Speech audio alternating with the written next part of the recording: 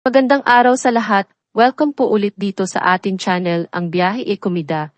Maraming salamat sa lahat ng nag-subscribe. Indeed. Punta tayo sa ating topic. Team Vice kicks off magpasikat. Week with SB Nintin and Carlos Yulo. Vice thanks SB Nintin sa pagway ng talent fee at sa brainstorming sa kanyang team. Madamdamin ang magpasikat, performance ni na Vice ganda, Karil at Ryan Bang ngayong taon. Ipinakita na ngayong Lunes, October 21, 2024 ang pinaghandaang performance ng tatlong It's Showtime hosts para sa 50th anniversary ng kanilang noontime show. Sa naturang magpasikat, performance, itinampok ni na Vice, Karil at Ryan ang mga nakakaiyak na kwento sa kanilang buhay, kasabay ng pagkanta at pagsayaw. Marami ring cross kasamang surprise guests, tulad ng P-Pop Kings na SB19 at ang double gold Olympic gymnast na si Carlos Yulo. Ang magpasikat, week ay ang espesyal na anniversary celebration ng It's Showtime, kung saan naglalaban ang mga host sa pamamagitan ng iba't ibang klase ng pagtatanghal. Hinahati ang mga hosts sa iba't ibang grupo at nagbubunutan please kung anong araw nila ipapakita ang kanilang performance. Ngayon taon ay narito ang grupo at schedule ng mga hosts. Ngayong Lunes ay ang grupo ni na Vice, Karil at Ryan. Bukas, Martes, ay ang grupo ni na Ogie Alcacid, Kim Chiu, Lassie Marquez at MC Mua Kalakyan. Sa Miyerkules ay sina Fong Navarro, Yon Perez, Emmy Perez at Darren Espanto. Sa Huwebes naman tampok ang grupo ni na Ann Curtis, Jugs Jugueta at Teddy Corpus. At sa Biyernes naman sina Jong Hilario, Sean Dominguez at Jackie Gonzaga. Ang mga host mismo ang nagde-decide kung ano ang kanilang gagawin. Walang limit o kategorya ang mga performance, basta't kayang gawin ng mga host. Matatanda ang marami-rami na ring magpasikat, performance ang tumatak sa mga nakaraang taon, tulad ng pagsabit ni Ann sa tabi ng mataas na building noong 2016, reverse theme song performance ni na Karil, Jugs at Teddy noong 2013, at ang parkour performance ni na Jong, Kim at Yon noong 2023. Dahil sa hirap at komplikasyon ng mga performance ay matagal itong pinaghahandaan ng mga host. Ngayong taon nga that halos 2 months na cross nagpa-practice. May premyo rin para sa chosen charity ang grupong mananalo sa magpasikat. Sa ngayon that 300,000 ang handog na premyo.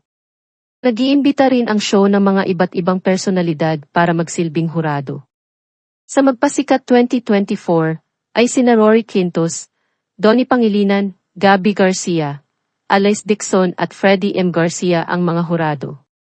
Ang tema ng Magpasikat, performance ni na Vice, Karil at Ryan ay Hope, o Pag-asa. Bago ang bawat performance ng tatlo ay ipinakitang nag-uusap-usap sila tungkol sa mga panahon na nawalan sila ng pag-asa.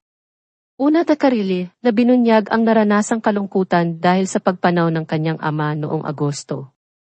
First time raw ang magaganap niyang magpasikat, performance na hindi mapapanood ng yumaong mahal sa buhay.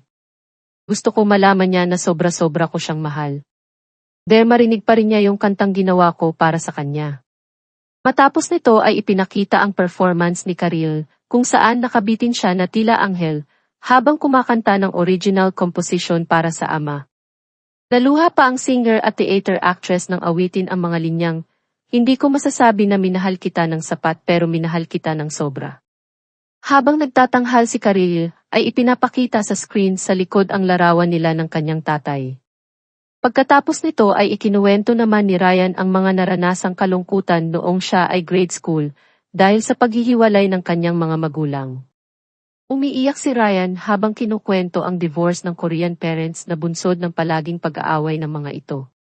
Hindi sinagot yung prayer ko kay God. Nawala yung hope ko doon, pahayag ng TV host. Pagpapatuloy ni Ryan, sinubukan daw niyang pag-ayusin ang kanyang mga magulang kamakailan lamang, noong ipakilala niya ang kanyang fiancé na si Paola. Sobrang ay ko, nakita ko si mommy tumatawa sa joke ng daddy ko, Ryan said. Hiling din ni Ryan na mabuo ang kanyang pamilya sa darating niyang kasal. May nakikita ako na may posibilidad pala, may asa, yung hope ko. Pagkatapos nito ay ipinakita ang interpretative dance performance ni Ryan sa kantang Beautiful Life ng Korean artist na si Crush. Nakasuot ang komedyante ng hanbok o traditional Korean outfit habang nakatapak sa isang uneven platform na tila tumutumba-tumba. Sa magkabilang tabi ni Ryan ay may dalawang performer na pilit niyang inaabot habang umaarte siyang naghihinagpis. Sa parte naman ni Vice ay ikinuwento niya ang dahilan ng pag-iyak niya sa Mini Miss You segment noong August 2023. Bumuhos ang luha ng TV host dahil sa madamdaming tula ng batang contestant na si Erie. Kwento ni Vice, hindi raw niya napigilan ang pag-iyak dahil napagod siya sa mga isyong binabato sa kanya noong panahon na yun. Sabay-sabay yung suntok, yung tadyak. Palang pinagtulungan ako. Palang pinatulong-tulungan talaga ako. Bugbog na bugbog ako nung oras na iyan, saad niya. Matatandaang noong August 2023 rin pumutok ang issue ng pagtutol ng Movie and Television Review and Classification Board MTRC-BIB sa cake-licking issue ni Vice at ng asawa niyang si Yoon. Pagpapatuloy niya, like raw siya napagod ay hindi siya tumugil sa paglaban. Like pagod na pagod ako kasi lumalaban ako para sa sarili ko, para kay Yoon, para sa Showtime kasi may mga taong naghahangad ng masama sa programang ito sabi niya. Pero dahil daw sa naramdaman niyang pagmamahal mula sa co-hosts at audience matapos ang emotional na Mini Miss You segment ay bumalik ang kanyang pag-asa. Naramdaman ko na ay may kasama ako. Yung hope, binubulungan ako na don't panic, we will be okay. Matapos nito ay nagsimula na ang performance ni Vice. Nakasuot siya ng maikling dress na pula at tila may mga kalmot-kalmot sa braso at hita. Una ay sinayaw ni Vice ang Rise ni Katy Perry, kasama ang ilang mga dancer na tila kinakalaban siya. Matapos nito ay ipinakitang tila gumagapang-gapang sa sahig si Vice habang may mga voiceover ng mga kritikalismong sinabi nga madla tungkol sa cake-licking issue. Pero malalagpasan ni Vice ang naturang mga voiceover at ipinakitang tumayo siya ng mature. Matapos ang performance ni Vice ay sinamahan siya ni Karil at Ryan sa entablado habang umaawit siya ng bagong kanta tungkol sa pag-asa, sa tono ng kantang liham ng SB19. Dito na rin ipinakilala ang ilan sa mga surprise guests. Una na nga rito ang SB19 na nagkwento tungkol sa kanilang journey sa music industry. Looking forward, we hope to continue getting stronger and be a voice for those feeling lost or unheard, pahayag ni Pablo ng SB19. Nagtilian ang audience ng tumapak sa entablado ang nasabing P-pop kings. Itinuloy rin ng SB19 ang nakakatouch na kanta ni Vice. Wala namang nagsigawan ang audience nang ipakilala si Carlos Yulo na ikinuwento ang pinagdaanan niya sa Olympics. Sana maibahagi ko ang kaalaman ko sa mga susunod na henerasyon ng mga batang nangangarap, said of elite athlete. Nagpakita rin si Carlos ng gymnastic skills niya sa stage. Matapos ang SB19 at si Carlos ay may mga lumabas sa entablado para magbigay ng kwento tungkol sa pag-asa. Una na dyan si Aura Briguela na ikinuwento ang pagbangon niya mula sa kinasangkutang kontrobersya noong July 2023. Unti-unti kong ibinabangon ang sarili ko mula sa pagkakalugmok. Bumalik ako sa pag-aaral. At sa pamamagitang nito, sana muling lumiwanag ang minsang dumilim na kinabukasan ko.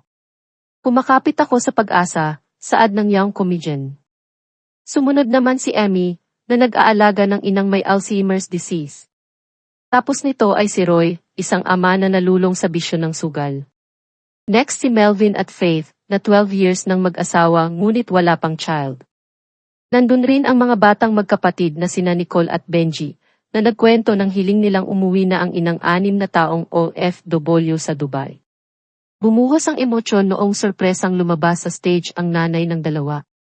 Puno ng iyakan ang eksena ng pamilya na hindi mahigpit ang pagyayakapan sa gitna ng stage. Dito na nagtapos ang magpasikat, performance ni Vice, Karil at Ryan. After the performance ay umakyat sa entablado ang iba pang It's Showtime hosts para kumustahin si Vice. Pagbungad ni Anne, nakakaiyak daw ang naganap na magpasikat performance. Lahat ng tao sa silid na ito ay maaaring sumang-ayon na kami ay lahat ay dinala sa luha, at ito ay tulad ng isang magandang paalala ng pag-asa, saad ni Anne. Tinanong din ni Anne kung paano nabuo ang concept na napanood.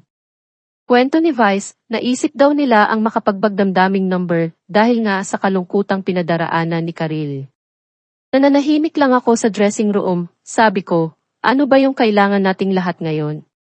Kasi syempre yung entertainment, nakukuha nating ibigay yan araw-araw sa audience. Yung paor ang dali-dali lang nating ibigay, said this Vice. Paliwanag ni Vice, naisip niyang ang ibigay nila ay ang bagay na may mahalaga. Isang bagay na may panloob na halaga.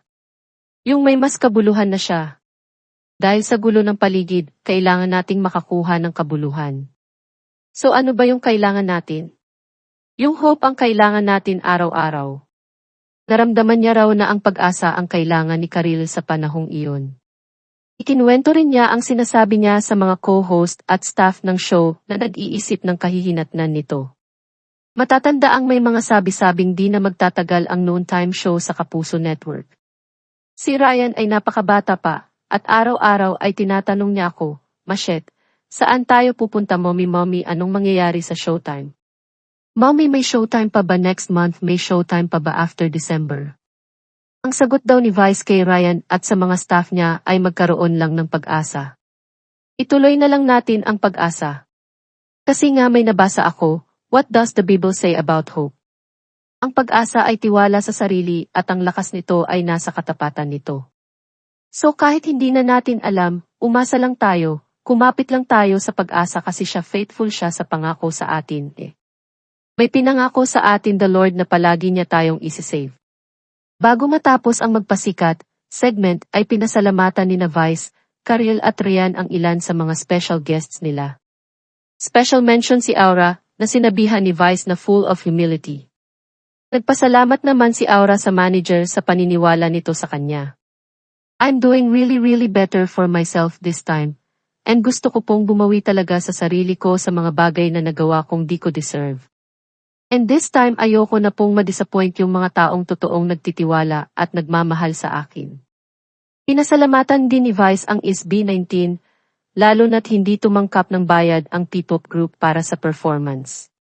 Sagot naman ni Josh, na-touch daw sila sa performance ni Vice. Binigyan niyo rin po kami ng hope at pag-asa na pwede naming I look forward, saad ng SB19 member. Next name is Carlos, na suot-suot ang dalawa niyang gold medal sa stage. Nagpasalamat ang Olympian sa opportunity to be on the It's Showtime stage. Ikaw po ito lahat God, saad niya. Bukas, Martes, ay sina Ogie Alcacid, Kim Chiu, Lassie Marquez, at Ems Mua Kalakyan naman ang magpiperform sa magpasikat. At yan ang atin latest showbiz chika update for today. Huwag kalimutan mag-subscribe, click the notification bell for more showbiz chika updates, like and share the video at suportahan po ang atin Facebook page. Maraming salamat sa lahat ng nag-subscribe, indeed. Magandang buhay sa lahat, paalam.